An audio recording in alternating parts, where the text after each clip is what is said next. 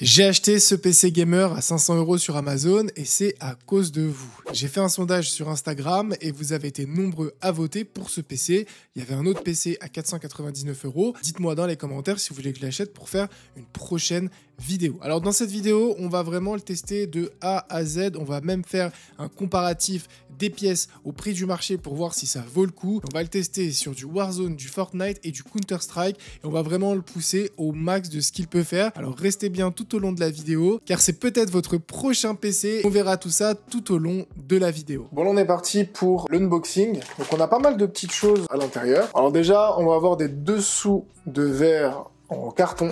Bon, moi je sais pas ce que vous en pensez, perso, on s'en fiche.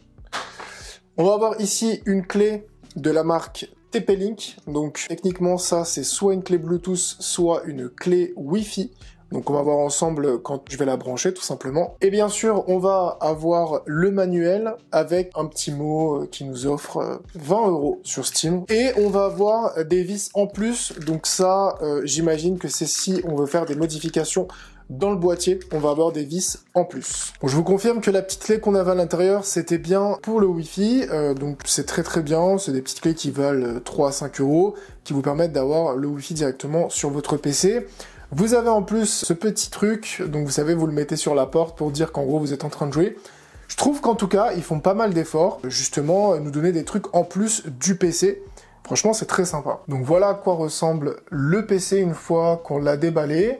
Alors moi, ce que j'aime beaucoup, ça va être cette petite partie en verre, donc qui ressemble un petit peu à un miroir. Donc j'ai hâte de l'allumer justement pour voir à quoi ça ressemble. Le deuxième avantage qu'on a aussi, c'est qu'on va avoir un boîtier qui est quand même assez grand et qui va nous permettre de faire des modifications. Donc là, je vais ouvrir la partie en verre trempé ici et on va regarder à l'intérieur. Alors comme je le disais, vraiment, il y a pas mal de place dans le boîtier et le setup est vraiment bien fait. C'est-à-dire que les câbles sont propres, il n'y a vraiment aucune poussière, tout est ultra bien fait et vous avez énormément de place en fait pour rajouter ou optimiser la carte graphique, rajouter des ventilos, enfin mettre un water cooling, faites vraiment ce que vous voulez et vous avez vraiment énormément de place. Par contre, pour 500 balles, je suis agréablement surpris de la finition, du câblage, etc.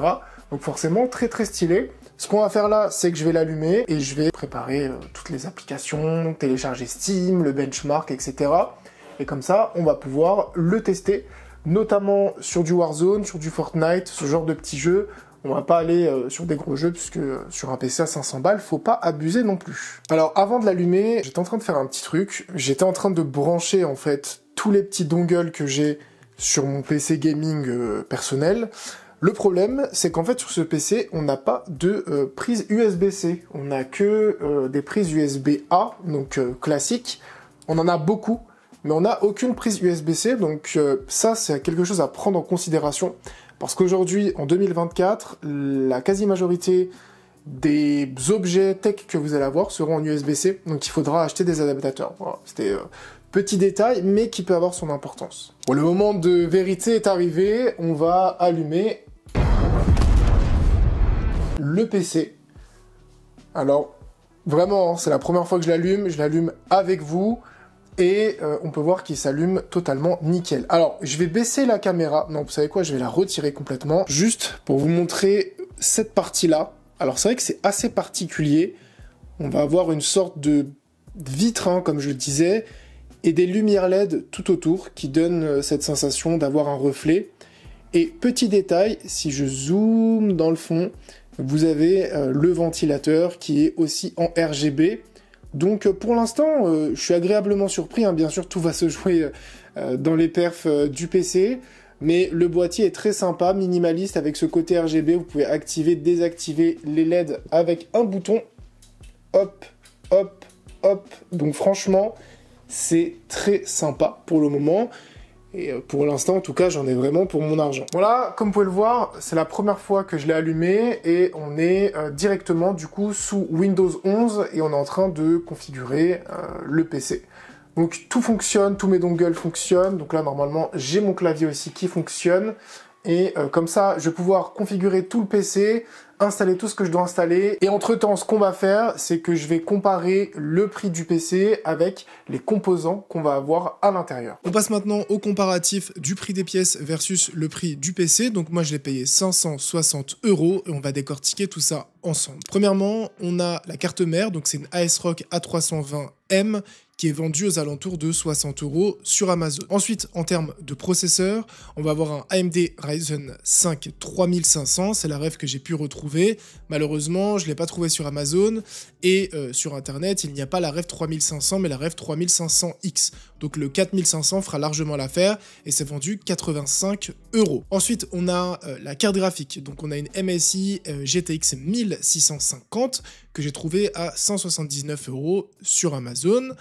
En termes de mémoire interne, on va avoir un SSD de 250 Go, ce qui est honnêtement ultra limitant, mais ça coûte pas très cher. Sur Amazon, on est à 32 €.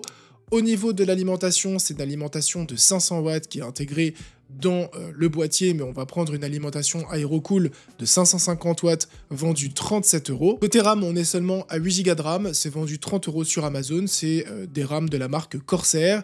Et enfin, pour le boîtier, j'ai essayé de trouver un boîtier à peu près similaire de la marque Spirit of Gamer qui ne coûte que 58 €. Donc si on fait l'addition en fait de tous les produits, on tombe aux alentours de 500 €. Si on rajoute le système d'exploitation Windows 11 qu'on peut acheter à environ 10-15 € sur Internet, on tombe à peu près sur 500 €. Donc grosso modo, si vous refaites exactement la même config de votre côté, vous devriez économiser entre 60 et 80 € si vous trouvez encore les produits moins cher. Donc pour 550 €, je pense qu'on peut faire une meilleure config que celle-ci avec des produits bien plus récents et je parle même pas du fait de si vous prenez des produits d'occasion. Bon, on a lancé le benchmark 3D Mark. Donc 3D Mark, c'est une application que vous pouvez télécharger qui est payante par contre sur Steam et qui permet en fait de faire plein de benchmarks. Donc le benchmark que je fais à chaque fois pour les PC que j'achète, c'est le Time Spy qui va nous permettre de tester pas mal de choses et surtout de comparer notre PC à d'autres. Donc là, globalement, on a un score de 3842. On est noté Great par rapport, en fait, à la carte graphique, puisqu'on va avoir une GTX 1650. Donc, par rapport à notre carte graphique, on va avoir un bon score. Mais vous allez le voir, on va comparer ça en ligne par la suite. C'est vraiment un score qui va être ridicule. En termes ici de jeu, et c'est ça que j'aime bien en fait avec cette application, c'est qu'on peut avoir un petit ordre d'idée de comment le jeu va rendre en termes de FPS. Donc par exemple, si on va prendre Fortnite, sachant qu'on va faire un test tout à l'heure avec Fortnite, en 1440p Ultra, on tournera à peu près à 30 FPS, mais je me suis appris à me méfier du logiciel. Je pense pas qu'on va réussir à faire tourner Fortnite en Ultra. En 1080p, on nous annonce 195 FPS. Je peux vous garantir qu'on va pas les atteindre, ou en tout cas qu'on ne pourra pas jouer de manière fluide. Ça ne va pas prendre en compte lors de la notation. Donc on va aussi avoir du GTA en 1080p, 150 FPS+. Donc pour moi, à chaque fois, il faut vraiment limite diviser les résultats par deux. Mais on va faire un test sur Fortnite juste après, mais je voulais vraiment vous faire ce benchmark. Voilà, donc là j'ai zoomé. En fait, si on compare le score qu'on a eu, donc nous on est actuellement sur un score de 3842, on est meilleur que seulement 9% des résultats, puisque bien sûr on va avoir une carte graphique qui va être ancienne et un processeur qui va être aussi ancien. Donc globalement, la moyenne des budget gaming PC, on est à 10 069. Donc je sais pas si vous imaginez un petit peu le gap. On est sur clairement un x3. Après, à l'intérieur, on va avoir un Intel Core i3 13100 et un AMD Radeon RX 7600. Donc c'est globalement les configs moyennes qu'on va avoir. Bien sûr, on n'est pas sur les mêmes ordres de tarification, mais on va avoir un score qui va être quasiment 3 fois plus élevé. Donc comment ça se traduit en jeu ?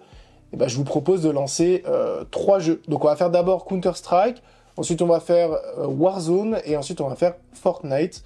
Parce que les 250 Go ne me permettent pas de télécharger les 3 jeux en même temps, puisqu'on est sur Fortnite à plus de 100 Go, Warzone à 100 Go, donc ça va extrêmement vite. Allez, on se retrouve donc pour le premier jeu qu'on va tester, qui est le moins gourmand des 3, et il s'agit de CSGO 2.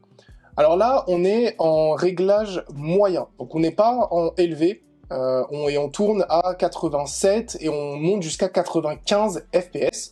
Donc objectivement, le jeu est ultra fluide, les textures sont correctes, on n'est pas en ultra, sachant que bien sûr, il y a un truc qui aide pas, c'est que moi je vais avoir un moniteur en 4K, donc avec une très grande diagonale, qui va demander une plus grosse consommation sur la carte graphique, et donc c'est un peu de la triche entre guillemets. Pour l'instant, ça tourne vraiment très bien, et je pourrais jouer en fenêtré pour être en 1920 par 1080. Donc là, ce qu'on va faire, c'est qu'on va tout simplement changer les réglages, et hop, on va partir en paramètres avancés. Voilà, on va pas mettre moyen, on va mettre élevé. Donc on va pas mettre très élevé, on va mettre élevé. Et là, vous allez voir que au niveau fluidité et FPS, c'est pas pareil. Donc déjà, en termes de FPS, actuellement, on tourne au max du max à 42 FPS. Et je vais avoir quelques saccades, donc ça va pas être énorme. Ça reste jouable. Mais vous voyez, on a quelques saccades. C'est pas ma connexion, je peux vous assurer. Je suis à quasiment 800 mégas. Donc c'est vraiment en fait le PC qui va avoir du mal à supporter. Donc on va être entre 35 et 41 FPS. Sachant que bien sûr, je joue avec une très grande diagonale. Je pourrais très bien jouer en fenêtré, mais si vous avez un grand écran comme ça, comme moi, ça va être très compliqué. Donc je pense qu'on peut jouer en élevé si on joue en fenêtré. Donc en gros, on va aller dans les paramètres. Là, on va se retrouver donc sur un écran fenêtré, comme vous pouvez le voir. Alors je vais zoomer un petit peu, hop, puisque, comme je le disais, mon moniteur, c'est un petit peu de la triche. On est sur un moniteur 4K, et là, sans aucun souci, je vais tourner à 130, 140 FPS. Ça monte ici jusqu'à 140 FPS. Donc là, je suis même pas en moyen, je suis vraiment en élevé. Donc je pense qu'on peut peut-être s'amuser à mettre en ultra. Alors je vais me faire tuer, c'est sûr, mais j'aimerais vraiment vous montrer. Hop, paramètres avancés. On va partir en très élevé. Donc là, attention, on est en très élevé. On va voir ce que ça donne. Donc là, en très élevé, on tourne quand même à 70 FPS, 78 FPS, 90 FPS. Donc honnêtement, pour l'instant, c'est pas mal du tout. Après là, on est en très élevé. Oh, il a pris cher. On est en très élevé et ça reste vraiment très fluide. En termes de FPS, on a passé la barre des 100 FPS. Et le point positif, donc ça c'est un truc à noter, c'est que vraiment, le PC ne fait pas de bruit. Donc là, on est en très élevé, on lance le jeu, etc. Et le PC ne fait vraiment pas de bruit. Donc ça, c'est très très cool. Donc pour l'instant, pour CSGO, c'est validé sans le moindre souci. Vraiment, super bonne surprise. Alors, on se retrouve sur Call of Duty Warzone. Donc là, moi personnellement, je joue à la manette. Hop, pour avoir... parce que j'ai bien plus l'habitude. Donc là, en termes de réglage, on est en personnalisé. Si je veux aller en ultra ou en extrême, clairement, le jeu me dit bonne nuit, bonsoir. Encore une fois, ce qu'on va faire, c'est qu'on va faire un premier test en full fenêtre, 4K, et on va mettre en standard. On va pas partir en élevé ou en moyen, on pourra toujours changer en cours de jeu. On joue en... Ok, bon, j'ai pas mes touches, mais c'est pas très grave. Donc là, globalement, c'est assez compliqué, parce qu'on est à 18 max, on monte à 30 FPS. Vraiment, c'est très très chaud, on a beaucoup de latence. On a des zones de visualisation qui vont être assez compliquées. Donc si là je pars au FGX, ça va être très compliqué. Donc je vais voir si je peux changer rapidement. Voilà. Donc là on est en minimum. Donc là on est vraiment en minimum, c'est-à-dire que on peut pas faire en dessous de ça. Comme vous pouvez le voir, c'est pas incroyable, mais on a réussi à passer la barre des 30 FPS, chose qu'on n'arrivait pas à faire tout à l'heure. Donc là, on est à 62 FPS, ce qui reste correct. C'est vrai que je suis en solo, là. Après, mon but, c'est pas trop de jouer. En termes de graphisme, c'est pas incroyable, mais au moins, vous pouvez jouer à Warzone. Bien sûr, c'est moins bien qu'une PS5, hein, on va pas se le cacher. Mais là, n'oubliez pas que je suis en 4K et que forcément, le PC a du mal. Donc, ce qu'on va faire, c'est qu'on va tout de suite changer ça. Bon, je vais me faire encore dégommer, mais on s'en fiche. Bon, là, on se retrouve sur Warzone encore une fois. On est en minimal. Et comme vous pouvez le voir, là, on est en fenêtré. Donc là, pour le coup, en termes de FPS, on monte largement au-dessus des 90, 94, 95. Et en termes de qualité, bon, on est en minimum. C'est pas incroyable. Donc, ce qu'on va faire, c'est qu'on va changer la qualité. Hop. Et on va voir jusqu'où on peut aller maintenant qu'on est en fenêtré. Donc minimum, ok. Standard, ok. Équilibré, ça passe encore. Hein. Si vous vous rappelez tout à l'heure, en 4K diagonale, en standard, on pouvait pas. C'était rouge ici. Donc là, on peut le faire. Et en ultra, ça passe pas. Donc là, ce qu'on va faire, c'est qu'on va se mettre en équilibré. On va appliquer. Et en espérant qu'on arrive à jouer correctement. Ce qui va nous intéresser ici, bien sûr, ça va être le nombre d'FPS, la qualité des textures. Donc là, on est en équilibré, on est à 40-45 FPS. Donc franchement, ça reste très jouable, et comme vous pouvez le voir, c'est assez fluide. Puisque toute cette partie-là de mon moniteur ne va pas être utilisée, je le rappelle. En termes de graphisme, la qualité, elle est vraiment excellente. Je pense que vous pouvez facilement vous en rendre compte sur la vidéo. On va pas faire la game en entier, bien sûr. Ça passe très bien, on peut jouer sans le moindre souci. Donc là, je joue mon coffre.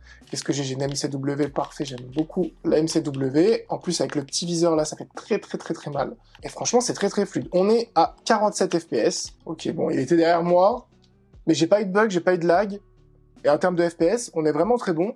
Donc pour moi, sur le deuxième jeu, sur Call of Duty, honnêtement, c'est encore validé. On est actuellement à 70, 69 FPS. C'est pas incroyable, mais comme vous pouvez le voir, je suis en équilibré et je joue vraiment sans le moindre souci. J'ai très peu de micro-lag. Les textures sont pas folles. Ouais, ça va être un petit peu touchy. Là, vous pouvez voir, c'est très compliqué. Et en équilibré, on est bon. Donc on va pas passer en ultra, mais globalement, ça fait le taf. Ça fait vraiment le taf. Allez, comme je le disais, on se retrouve en jeu. Donc là, on est en élevé et on est toujours en 4K. Hein, comme pour les deux autres jeux, on va commencer en 4K et ensuite on va jouer en fenêtré. Donc là, comme vous pouvez le voir, c'est très compliqué. On est à peine 30 FPS, ça lag dans tous les sens. Donc ce qu'on va faire tout de suite, c'est qu'on va changer ça très rapidement. Donc là, on est à 50 FPS, 55 FPS. Donc honnêtement, ça reste jouable. On est en moyen, sachant que on est en 4K. Donc élevé, c'est mort. J'imagine que en minimum, ça passera aussi très bien. Mais en moyen, pour l'instant, en tout cas, on tourne à peu près à 60 FPS. Donc ce qui reste à peu près correct. Mais on va encore avoir quelques pertes de FPS qui va nous faire un petit peu bugger. Donc ce qu'on va faire, c'est qu'on va passer en fenêtré. Puisque encore une fois, là, on est en 4K. Donc, comme je le disais, on se retrouve en mode fenêtré. Donc là, je vais mettre en moyen. Je vais retirer l'anti-aliasing. Et on va aussi passer les FPS à 120 max. Donc là, on va tout appliquer. Et c'est parti. Donc techniquement, retirer l'anti-aliasing va nous permettre d'avoir un jeu qui doit être un petit peu plus rapide. Et en termes de qualité, j'ai mis en moyen. Donc c'est vrai que Fortnite, on pense que c'est un jeu qui est pas gourmand, mais en fait, sur tous les PC, on va dire pas chers que j'ai pu essayer, bah c'est à chaque fois sur Fortnite que je galère à avoir, on va dire le meilleur rendu. Voilà.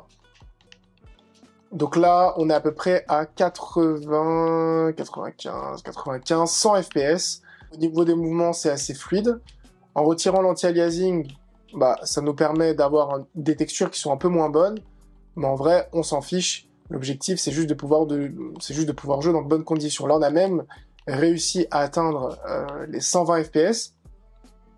Donc, on va tester un truc. On va garder l'anti-aliasing désactivé et on va tout simplement mettre en élevé. On va voir ce que ça nous fait. Donc là, on a les textures qui sont en train de se mettre en place. Et en termes de FPS, on est à peu près à 60-75 FPS, sachant que, comme je le disais, j'ai bloqué les FPS à 120. Donc l'idée, c'est vraiment d'avoir le jeu le plus fluide possible. Donc vraiment, le fait d'avoir retiré l'anti-aliasing, je vois une grosse différence quand même. On arrive même à monter jusqu'à 100 FPS. Au niveau des textures, c'est vraiment très fluide, hein, comme vous pouvez le voir. Donc là, j'aimerais bien choper une arme. Après, ça que j'aime pas dans Fortnite, vraiment, ça me gonfle. On fait que de courir pendant 8 heures. On voit personne. J'ai pas de loot. Bon, après, j'ai sauté au milieu de nulle part, mais là, regardez, ça fait je sais pas combien de temps que je parle, et je suis au milieu de nulle part. Bon, en tout cas, voilà, je suis en train de me faire shooter par un bot. Vraiment très nul. Voilà. Vraiment nul. Merci, le bot. Ça, c'est le jeu qui m'a entendu et qui veut juste me donner une arme parce qu'il en a marre de me voir courir. Donc franchement, ça reste super fluide. c'est pas incroyable en soi, mais est-ce que vous pouvez jouer à Fortnite en optimisant vos réglages sur ce PC? Oui, c'est totalement possible. Est-ce que vous aurez la meilleure fluidité de la Terre? Non, c'est sûr que non. En tout cas, j'espère vraiment que cette petite vidéo sur ce PC à 500 € vous aura plu. J'espère que peut-être c'est une belle découverte. La conclusion de tout ça, en fait, c'est que, grosso modo, comme on l'a vu, si vous achetez les parties une par une, vous en aurez pour aux alentours de 500 €, donc vous allez économiser. Après, ce sera à vous de le faire. Après, voilà, on a comme le processeur, par exemple, qui va être assez ancien. Donc, je pense qu'on peut vraiment optimiser pour 550 €. On peut faire une largement meilleure config que celle-ci. Mais globalement, pour moi, en tout cas, leur promesse, elle est respectée, puisqu'on a la possibilité de jouer à des jeux comme Warzone, Call of Duty, Counter-Strike ou Fortnite. On n'aura pas les meilleurs réglages de l'univers, on n'aura pas la meilleure fluidité de l'univers, mais on peut jouer. Est-ce que je préfère acheter ce PC-là ou une PS5 ? À titre personnel, je préfère vraiment acheter une PS5. Après, la PS5 vous permet pas de naviguer sur Internet, faire du traitement de texte, faire des présentations pour les cours et tout machin. Donc c'est vraiment à vous de voir si c'est juste pour jouer et acheter une console. Si par contre vous avez un budget super serré et que voilà, vous avez que 500 balles à mettre sur la table, moi je vous conseille de faire votre propre config et si vraiment c'est la crise, vous pouvez la prendre, mais tout en sachant que voilà, ça sera pas exceptionnel, mais ça reste quand même jouable. Donc je dirais pour moi que ça reste une bonne surprise et je mettrais la note de 12-13, allez, parce que finalement, pour le rapport qualité-prix, on a un PC qui est assez silencieux et qui nous permet quand même de jouer.